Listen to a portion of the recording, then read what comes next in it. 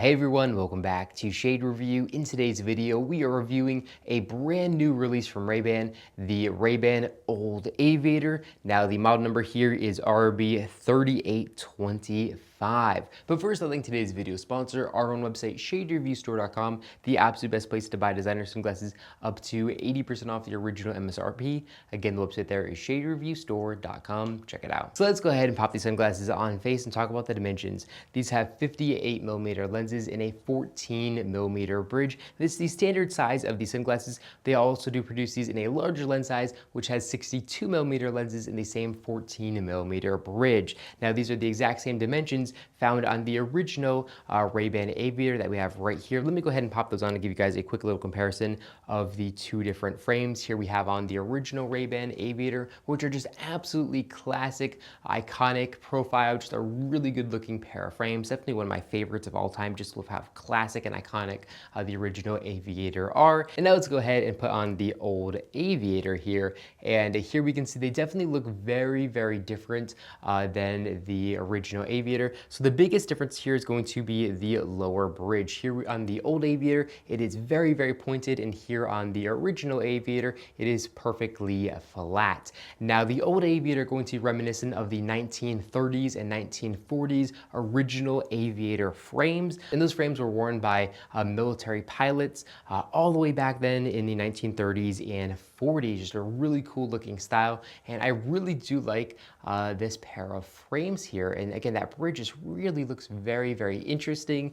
Now, basically, they kind of look like if you took a pair of original Ray-Ban Aviators and then kind of bent them down. The teardrop shape is a little bit more teardroppy, if that makes sense, a little bit more droopy. And then again, that bridge there as well, being more pointed, kind of like if somebody bent these frames. That's kind of the style that you have. However, these frames are basically completely different as far as the actual construction of them goes. So frames on the Old Aviator are much, much thicker than on the original Ray-Ban Aviator, and then the temples as well are much, much thicker. So let's go ahead and take a closer look at these temples, and we can see a little etched Ray-Ban logo here on the outside of it, and then we can see these really cool and very long and pretty temple tips in amber. I really do like that colorway. I definitely think it makes it pop a lot, really classy and nice. And these temples are built a lot stronger than the original Aviator, so they're not going to bend nearly as much, and they're going to be able to kind of handle a beating better than the original Aviator. Just really, really robust and nice. And again, the rim of the frame here is a lot thicker as well.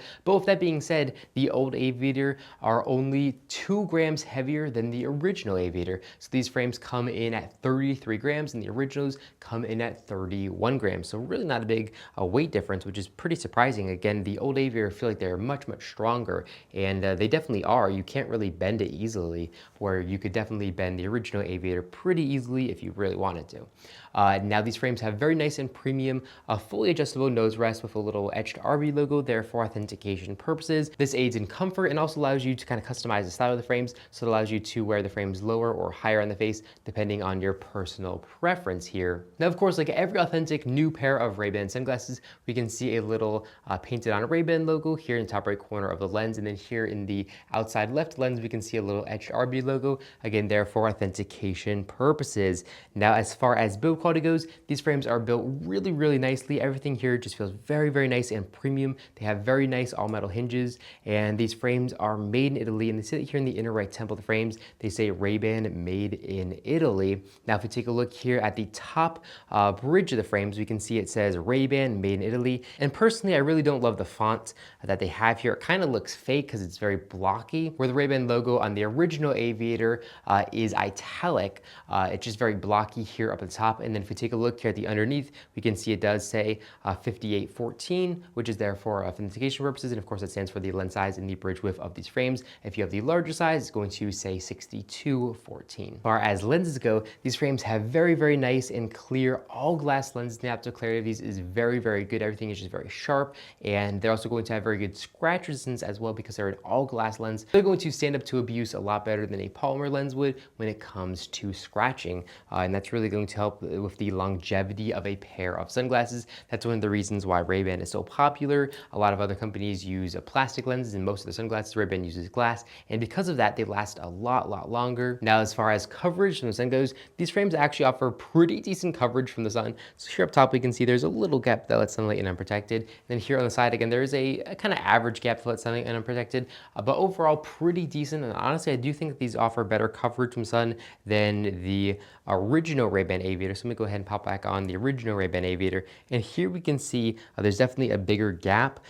So definitely a lot more practicality here with the Old Aviator, which is really nice. And it kind of makes sense because, again, the military pilots need something with good coverage. Now, as far as pricing goes, these frames are going to run you $171 directly from Ray-Ban's website. So I'm going to leave a link in the description down below directly to their website. And that's for the classic G15 lens here. The exact colorway that I'm wearing in today's video with the gradient lenses are going to be a little bit more expensive, coming in at $186. And they also do sell these with available polarized lenses. Those are going to run you $221. So again, I'm going to leave a link in the description down below directly to Ray-Ban's website if you are interested in compare these frames for yourself. But overall, I think it's a really interesting pair of frames. Definitely a really cool style. Well, let me know what you think about this pair of sunglasses in the comment section down below. Do you love it? Do you hate it?